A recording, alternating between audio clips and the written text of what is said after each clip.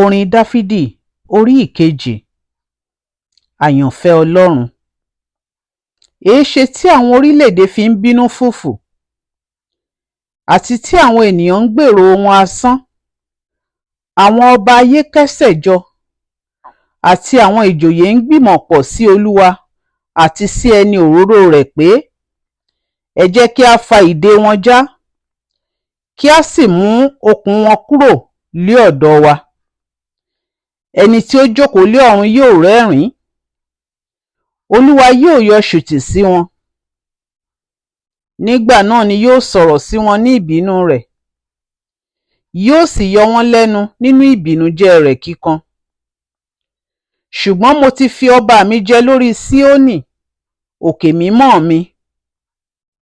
Èmi ó sì ròyìn ìpinnu Olúwa. Ó ti wí fún mi pé, ìwọ lé ọmọ mi, lónìí ni mo bí ọ.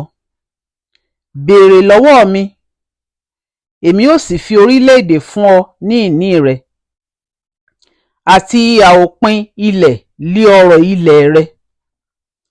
Ọ̀pá irin ni ìwọ ó fi fọ́ wọn, ìwọ ó sì rún wọn wómúwómú bí ohun èlò amọ̀.